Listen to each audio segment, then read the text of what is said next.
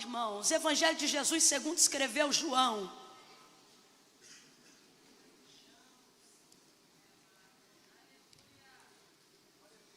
Capítulo de número 9. Moço da água.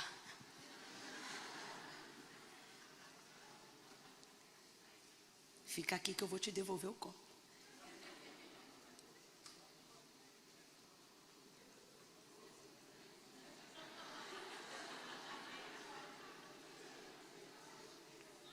Só mais um pouquinho, peraí.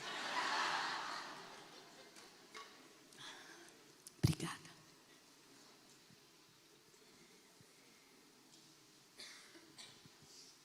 João capítulo 9.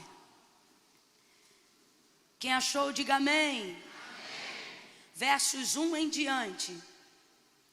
Diz assim o texto sagrado: quando Jesus ia passando, viu um homem. Complete aí para mim, por favor. Viu um? Viu um?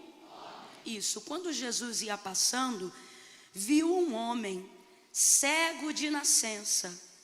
E os seus discípulos, ou os discípulos de Jesus, lhe perguntaram: Rabi, mestre, quem pecou? Este ou os seus pais, para que ele nascesse cego? E Jesus respondendo disse: nem ele pecou, nem os seus pais, mas isto aconteceu para que nele se manifestem as obras de Deus. Devemos fazer as obras daquele que me enviou enquanto é dia. A noite vem quando ninguém pode trabalhar.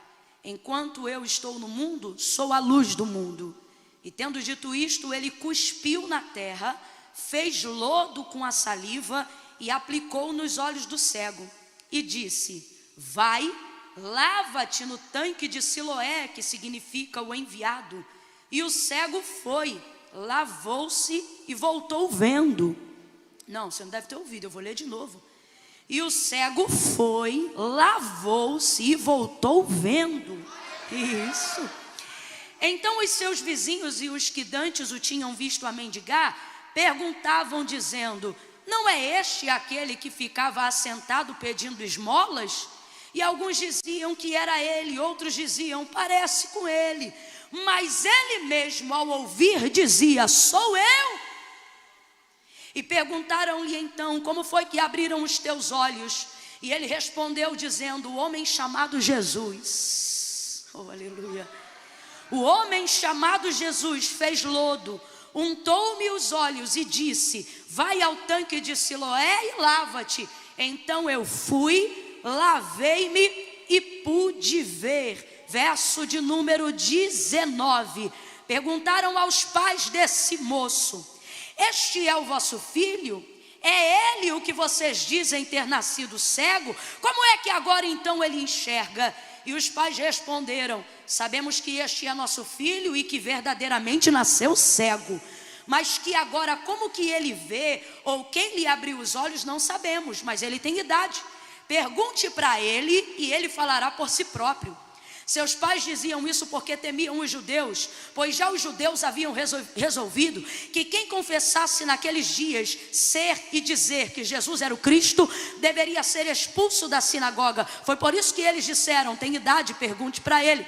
Chamaram então o homem que havia sido dantes cego pela segunda vez e disseram para ele: dá glória a Deus, porque sabemos que esse que tu dizes que te curou, ele é pecador. E respondendo o homem disse: se é pecador ou não, eu não sei. De uma coisa eu sei, que eu era cego e agora vejo. Oh, diga amém por essa palavra. Diga glória a Deus por essa palavra. Oh, glória a Jesus, aleluia. Botar despertador aqui, porque vira vigília fácil, fácil. Oh, glória a Jesus, aleluia, aleluia. Eu estava ali sentada, me lembrando da minha mocidade, que tem pouquíssimo tempo. E eu estava ali pensando, como quando conheci Jesus e quando conheci o seu amor, porque eu não nasci num lar cristão, eu fiquei, o que eu digo, né, para o pessoal lá de casa, e quem me conhece dessa época sabe, eu fiquei maluca no Senhor. O que é maluca no Senhor? É quando você topa toda loucura, você está tão apaixonado por Jesus que você não mede nada. Algumas pessoas chamam isso de primeiro amor, Mas eu, na verdade, estou nesse único amor até hoje. Eu, de verdade, tenho pedido Deus para amá-lo cada dia mais, nunca menos. E percebo que realmente o Espírito Santo tem trabalhado para que eu possa continuar oferecendo essa súplica diante de Deus e Ele possa continuar me recebendo essa oração. Aí, deu vitória para você. Ou te privou do teu galardão. Brincadeira, obrigada, viu? E eu me lembro nessa época, eu estava tão focada em Jesus, eu queria tanto Jesus, você não está entendendo. Eu olhava a Bíblia e quando falava ali, eu via a história de Moisés, quando ele descia com o rosto brilhando, eu dizia, Moisés vai ficar no céu dizendo, quem é essa que quer tomar meu lugar? Porque eu vou ficar com o rosto brilhando, de tanto que eu vou consagrar, de tanto que eu vou buscar. Eu olhava Daniel e eu dizia, se ele orava 3 vezes ao dia, eu vou orar 4. Eu dizia, eu quero orar 4, Senhor, porque eu não quero que tu tenha saudade de Daniel. E depois eu descobri Davi, aí fiquei mais maluca ainda. Aí eu disse, o quê? Davi era isso tudo para o Senhor? Pois agora então o Senhor não vai ter mais falta e nem saudade de Davi, eu vou ser da véia. Ninguém me segura mais. Eu buscava tanto, tão intensamente, às vezes da carne ficar fraca, buscando realmente uma consagração e tentando justificar o injustificável, tentando abraçar e agarrar o imerecido, através de práticas e de atos que são legítimos, mas que na verdade jamais me colocariam em um patamar que me fizesse justificar aquilo que Deus gratuitamente já havia me dado. E aí eu comecei a falhar, porque a gente falha. Olha para quem está do teu lado e diga, a gente falha. Olha para mim, Deus não te fez para ser sobrenatural. Quando Ele te criou, Ele te fez humano, ser humano. E a verdade é que quando a gente conhece ao Senhor e experimenta o seu sobrenatural, o seu extraordinário, a gente quer prolongar esse período com o sobrenatural. Quem está entendendo, diga amém. Por exemplo, quem gostaria de estender para a sua casa essa atmosfera que está vivendo aqui? Quem gostaria de levar na mesma proporção de intensidade aquilo que estava recebendo quando o servo do Senhor estava ministrando aqui? A nossa vontade, se pudéssemos transferir esse ambiente ou estendermos em largas grades de hora a unção, o poder, o avivamento, o quebrantamento, aquele choro, aquele pranto que muitas vezes invade a nossa alma e a gente sabe que é a presença do Senhor de maneira imponente, como um rio que corre para o mar e não pode ser parada. A gente não quer parar aquele choro, a gente não quer parar aquela vontade. Inclusive, são em momentos como esse que a gente faz votos dos quais às vezes nem dá conta de pagar, porque a gente está tão motivado, a gente está tão focado. E eu tenho certeza que tem pessoas aqui que já prometeram coisas ao Senhor, já firmaram propósitos com o Senhor, até porque essa atmosfera é favorável para isso, para que você comprometa-se. Só que quando isso aqui acaba, a atmosfera não é mais a mesma. Só fica você e a sua carne que quer poupar energia. Só fica você e a sua carne que tem prazer no descanso.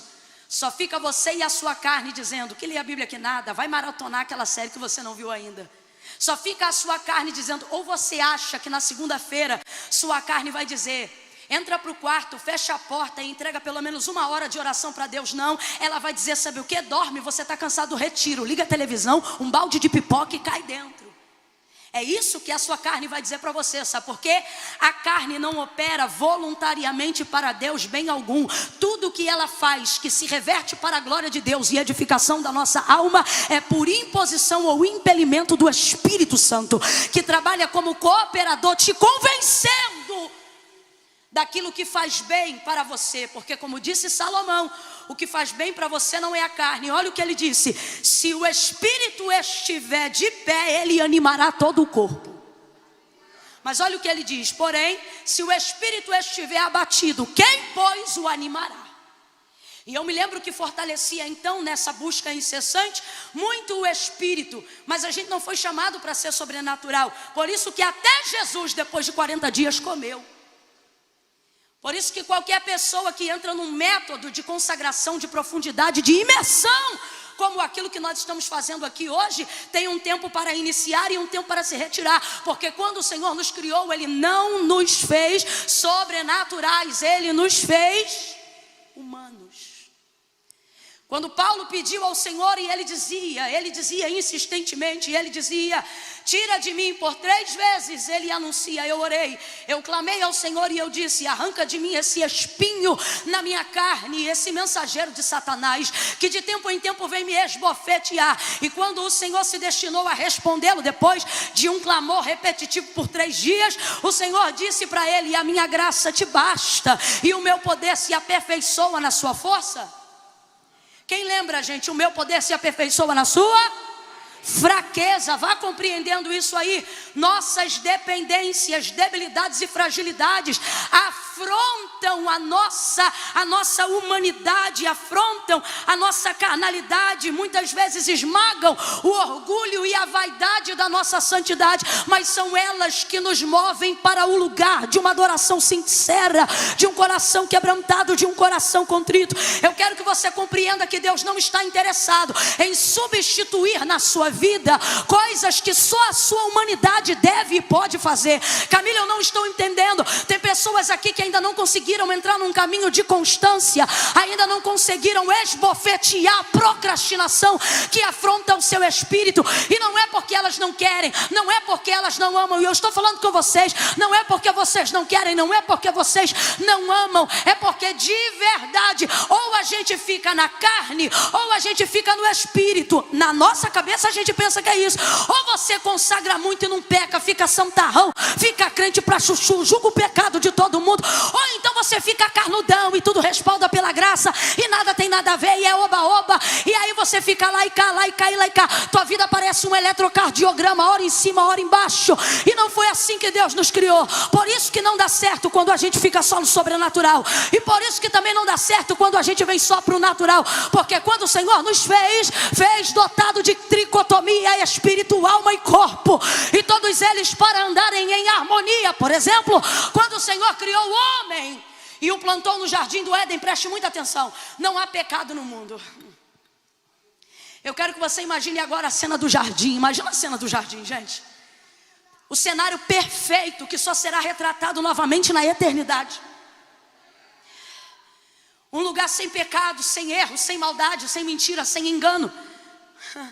Um lugar onde eu não preciso forçar, nem para sentir Deus, nem para fluir Deus, e nem preciso esmagar a minha carne, porque até a minha carne coopera com a comunhão que eu tenho com Deus. A cena e a vida de Adão era essa. Então diga para mim, o cenário é perfeito, sim ou não? O cenário é perfeito, sim ou não? Mas ainda assim, no verso 18, mesmo tendo Deus feito todas as coisas, quando ele percebe Adão dentro daquele cenário, que humanamente falando é de perfeição, não é Adão, mas é o próprio Deus que diz assim: não é bom que o homem esteja só. Aí eu te pergunto, você vê Deus indo conversar com ele todos os dias, não como a gente aqui em espírito e em verdade, mas em pessoa? Completa para mim, para eu ter certeza que você está me ouvindo bem, hein? Pessoa. Imagine, absolutamente nenhum outro homem, nem mesmo Moisés, porque o viu de relance apenas pelas costas, mas Adão via Deus face a face. Adão conversava com ele em pessoa, ao ponto de um extraordinário se tornar cotidiano, de maneira tão tremenda que nem sabemos em que esfera aquela comunicação caminhava, se era por intermédio de palavras verbalizadas ou de pensamento, porque a presença de Deus enchia o jardim em sua glória, e Adão não precisava se privar dela para morrer, mas a tinha enquanto vivia. Vai ouvindo isso aí? Um homem que vê Deus em pessoa todo dia, tem falta de alguma coisa? Tem falta de alguma coisa? Não, porque você quer colocar na rotina o sobrenatural, mas Deus vê que um homem que vê ele todo dia e fala com ele todo dia vai sentir falta de alguma coisa, e ele não se ofende com isso, porque quando ele criou o homem, ele não disse façamos igual, ele disse façamos semelhante. Mas qual é o problema? O problema é que você rejeita a semelhança, o que você quer é ser igual.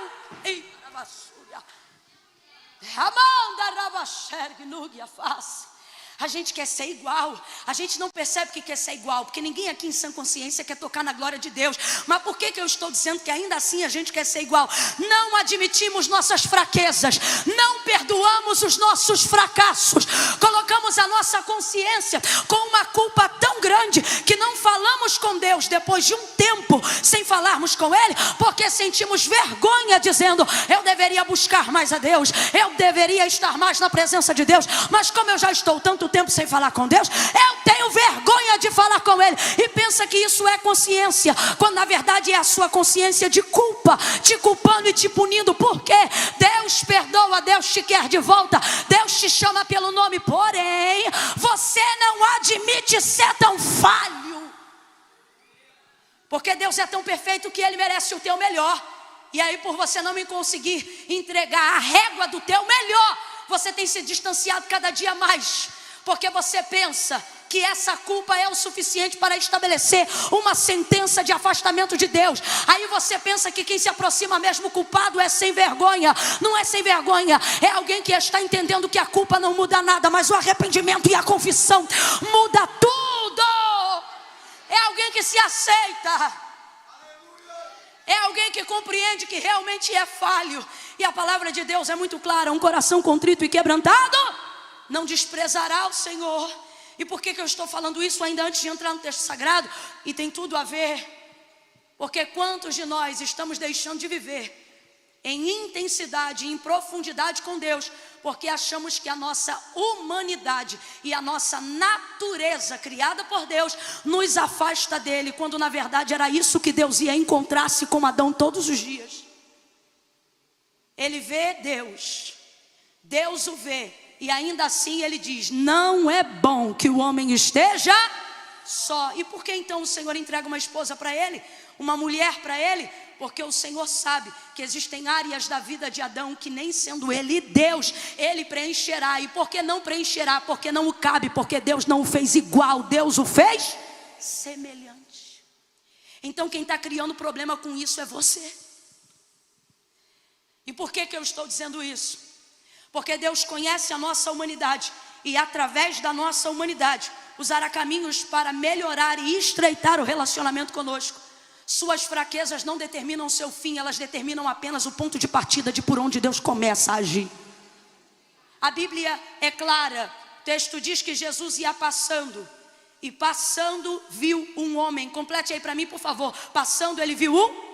Passando ele viu um? Só que quando os discípulos perguntam imediatamente, vendo que Jesus parou para observá-lo, imediatamente a vida do homem vira tese teológica. E eles começam a perguntar: Rabi, quem pecou? Este ou os seus pais, para que ele nascesse cego? Completa aí, igreja, para que ele nascesse? Então veja, onde todo mundo vê apenas um cego, aonde todo mundo vê apenas a deficiência de um homem, Jesus não vê o que ele tem. O que ele tem? Deficiência.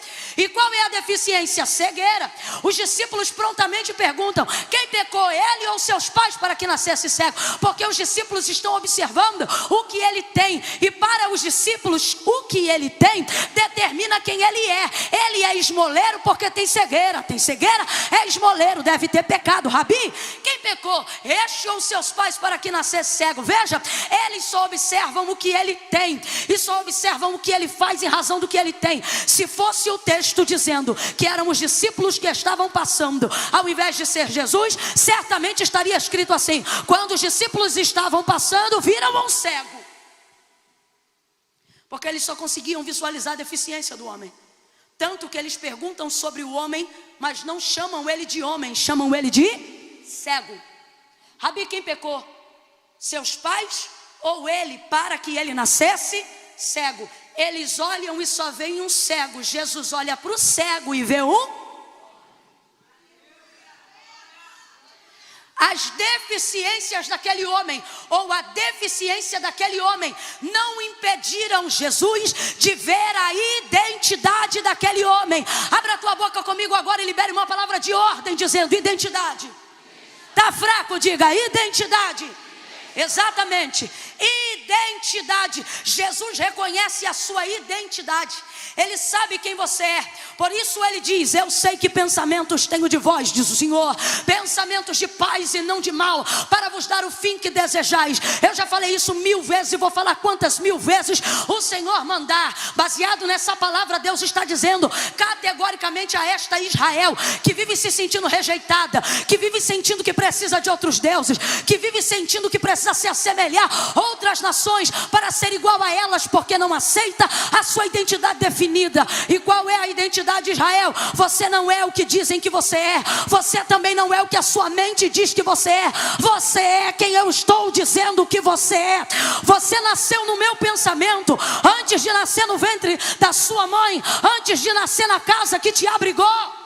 Mas não, você fica buscando referências humanas para estabelecer a sua identidade divina. E aí quando você se depara com as suas deficiências, você começa a pensar que você é o que você tem. Por que tem gente que bugou na pandemia? Porque parou de produzir. E quando parou de produzir, bugou, porque esqueceu-se de quem era. Porque achou que era só o que fazia, achou que era só o que tinha. E você diz: Camila, se eu não tenho nenhuma deficiência tão relevante como essa, está ministrando essa palavra por quê? E o Senhor está dizendo: você tem deficiências, e essa aqui que ele tem não são as piores, mas a que você traz desde o ventre da sua mãe é pior.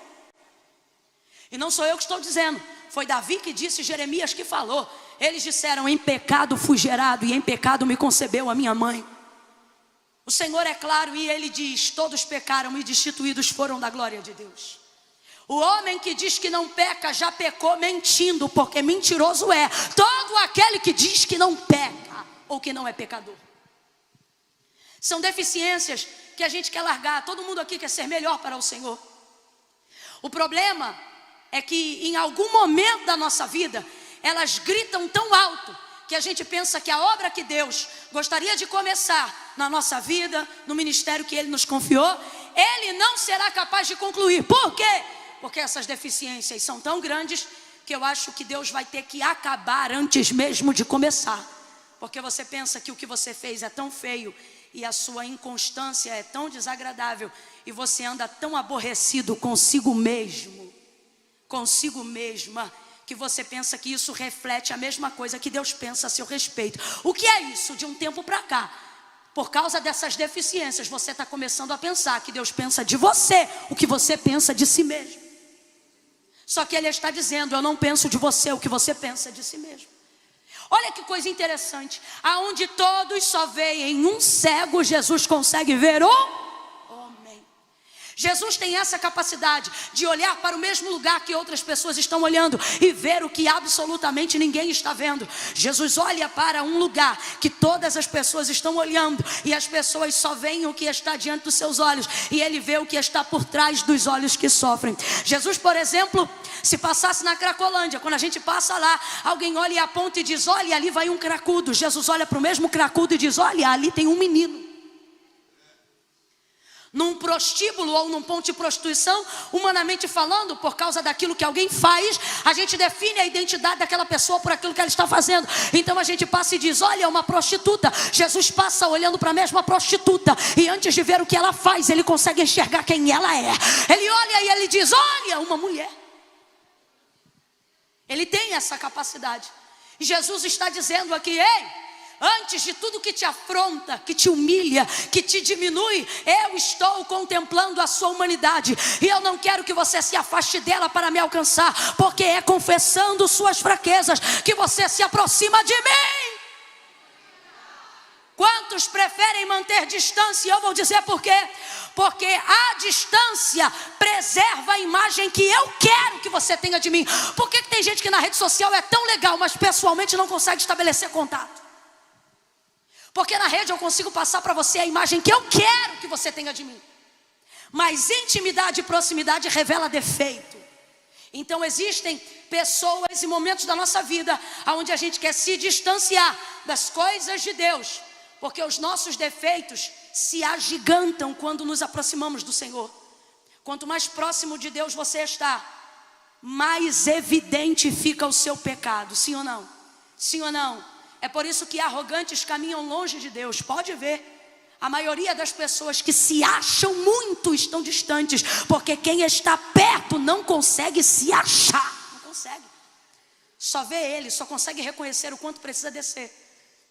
Jesus vê a humanidade desse homem, a despeito da sua deficiência, e então diz para ele, e então os discípulos dizem para ele: Rabi, quem pecou? Ele ou os seus pais para que nascesse cego? Jesus diz: nem ele, nem os pais dele. Sabe o que o Senhor está dizendo? Parem de querer buscar respostas para estabelecer julgamento. É isso que Jesus está dizendo.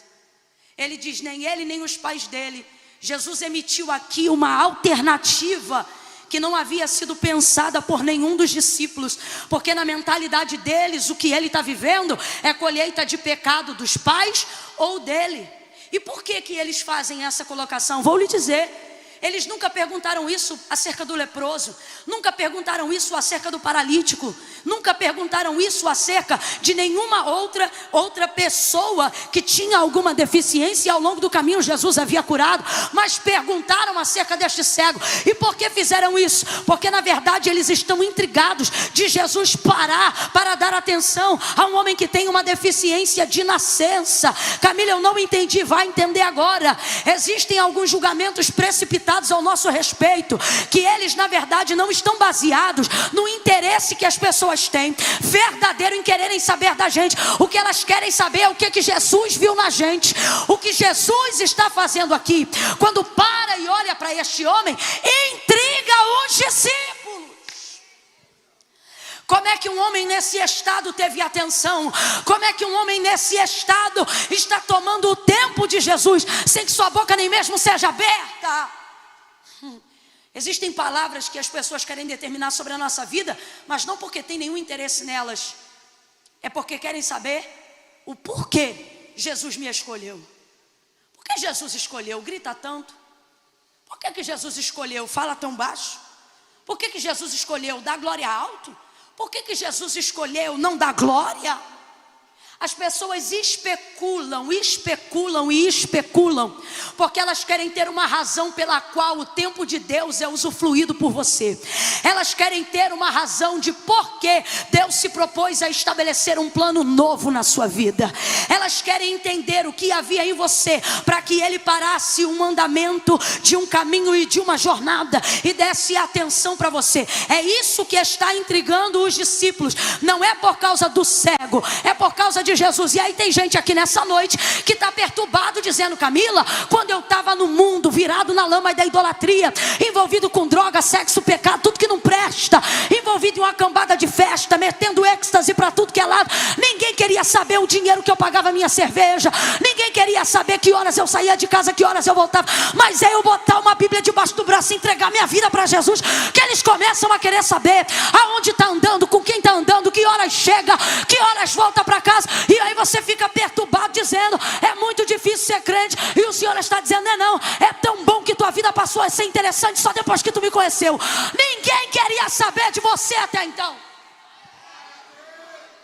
Falando aqui nessa atmosfera é bom, mas vivendo isso no dia a dia é o aço, irmão. Ou irritação. Querem saber e especulam. Olha para quem está do teu lado e diga: estão especulando você. Você pode não saber, mas tem almoço, que quem está sendo servido é você. É sim. E eu não estou falando isso para te amedrontar, eu estou falando isso para dizer: dorme em paz. Porque você está tentando trazer para as pessoas uma resposta que nem você tem. Então o que você começa a fazer? No caso nosso, não no dele. Você começa a viver um tipo de vida que seja o suficiente para responder às especulações que as pessoas andam tendo a seu respeito, para saber se você é crente de verdade, se é bom marido de verdade, se é bom pastor de verdade, se é uma pessoa generosa de verdade. Você começa a viver uma vida para corresponder às expectativas e às especulações dos outros. Aí você vai ficando cansado de servir, cansado de adorar, e no final acha que difícil é o evangelho. Não, não é. Difícil é que você percebeu aconteceu que por causa da perseguição e da especulação, você começou a usar toda a sua energia, toda a sua devoção para ter status social de santidade e tentar calar a boca do povo com teu testemunho, e isso está te esgotando. Deus me trouxe aqui nessa noite para dizer: você não tem a resposta que eles procuram, você não tem obrigação de corresponder à expectativa de nenhum especulador. Usa a tua energia para me adorar em espírito e em verdade. Não foi você que parou e olhou para mim, fui eu que parei e olhei para você. João capítulo 15. Olha para quem está do teu lado e diga assim: você está cansado? Diga, está cansado? Não é de culto, é de tentar dar resposta. Você não está cansado de ministério. Você está cansado de ter que se esforçar para mostrar que a unção é verdadeira.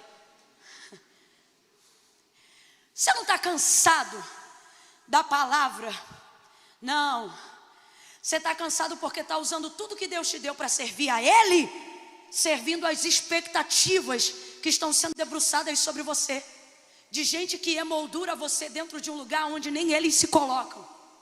E você acha que tem que atender essas expectativas. É disso que você está cansado. Só que a exemplo da vida do cego, nós vamos sair daqui nessa noite entendendo o que Jesus explicou. E João escreveu no capítulo 15, quando ele disse: não fostes vós. Olha o que o texto diz: e passando Jesus, viu um homem. Então presta atenção, o homem era cego. Passando Jesus, viu um homem. Quem viu quem? Jesus viu quem? E o homem era... podia ver a Cristo? Então quem viu quem? Quem viu quem? Jesus está dizendo: você quer dar através da sua vida respostas que só eu posso dar, porque quem te escolheu fui eu. Quem sabe o motivo pelo qual eu te escolhi fui eu. Não fostes vós que escolhestes a mim, mas eu que vos escolhi a vós. Fala a verdade, fala a verdade. Você também não sabe o que ele viu. Fala sério. Não sabe o que ele viu. Tem coisas que só a eternidade vai revelar. A canção que o irmão Wesley cantou aqui, ele disse que tem sido a canção da vida dele, tem sido a canção da minha vida há mais de 30 dias. E interessante que eu fui capturada por essa canção, não só pela melodia, harmonia maravilhosa, voz impecável, mas por uma parte que diz desprezível. E eu comecei a perceber que realmente eu não fluiria em nenhuma outra coisa senão no chamado do Senhor. E aí o Senhor começou a me lembrar dizendo: eu não te escolhi porque você era boa, eu te escolhi porque se eu não te escolhesse ninguém te escolheria, porque você era desprezível. Então como é que eu vou responder à indagação de pessoas que especulam e criam julgamentos precipitados ao meu e a seu respeito, se eu também não tenho essa resposta? Eu não vou mais me martirizar. E Deus trouxe gente hoje aqui para dizer: eu não quero você se martirizando. Eu não quero você em conversa fiada de WhatsApp. Eu não quero ver você batendo boca em Facebook. Eu não quero ver você printando coisa e mandando pelo direct para tentar explicar isso ou aquilo. O Senhor está dizendo a quem tem ouvidos aqui, para que possa ouvir. Ele está dizendo: pare, porque essas indagações não são sobre você, mas são sobre aquilo que eu vi em você. Agora tem uma coisa boa, e se eu fosse você, começava a reagir debaixo dessa palavra, porque quando eles perguntam, ou foi ele ou foi os pais, Jesus chega dizendo: nem ele nem os pais, isto aconteceu para que a obra do meu Pai se manifeste aqui na terra. Sabe o que ele está dizendo? Isso não é sobre ele, nem sobre os que vieram antes dele, isso é sobre Deus, isso é sobre Deus, porque dele, por ele, nele e para ele são todas as coisas. Oh, aleluia! Nem ele nem os pais. Isso aconteceu para se manifestar nele a obra do meu Pai. Aí ele cospe, faz lama, lodo e aplica nos olhos do cego. Vamos embora lá, aplica onde? Aonde? Aplica nos olhos do cego. Aplicou nos braços, nas pernas, somente na área da deficiência. Jesus faz isso por aproximação. Preste muita atenção. Jesus faz isso por aproximação. Quando a cura começa por aproximação, você não pode permitir com que aquilo que você carrega, com que a deficiência que faz você se sentir humilhado, te afaste dele. Ainda que envergonhado, ainda que constrangido, você precisa se aproximar, porque a cura começa na aproximação. Deus está dizendo a alguém aqui nessa noite: chegue mais perto. Chegue mais perto. E você diz: Camila, eu sinto que não posso chegar mais perto. Algumas pessoas aqui que estão como Gideão, algumas pessoas aqui estão como Eliseu, se aproximando tanto da glória de Deus que ao invés de pensar que vai receber algo para viver, estão achando que vão morrer. Meu pai, carros de Israel e seus cavaleiros, porque a glória de Deus assusta. Por que disseram a Moisés: vai você? Vendo a manifestação de Deus no Sinai, porque a glória de Deus não só maravilha, ela também assombra.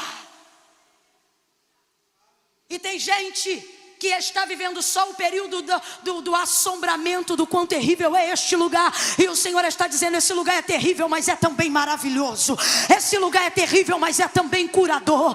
Este lugar é terrível, ele confronta, mas ele também é restaurador. Eu não sei para quem, mas Deus está dizendo nessa noite para alguém: chegue mais perto. Camila, como é que eu vou chegar mais perto? Eu estou morando com um homem que eu não sou casada. Assim diz o Senhor: chega mais perto. Camila, como é que eu vou chegar mais perto? Eu estou envolvido numa dívida do tráfico, onde eu tenho que distribuir ainda 100 gramas esse mês para pagar a dívida de um rolo que eu entrei. Pois diz o Senhor: com grama, 100 gramas, seja você o fornecedor, chegue mais perto. Como que eu vou chegar mais perto nessa condição? Jesus não disse: se arruma e vem. Ele disse: vinde a mim todos vós que estáis cansados, oprimidos, sobrecarregados. Ele não disse: se conserta e vem. Sabe por que ele não disse isso? Porque ele sabe que só ele é o dom do conserto, carpinteiro perfeito. Por isso ele disse: porque sem mim nada podeis fazer. Então tem que vir do jeito que está. Se aproxima dele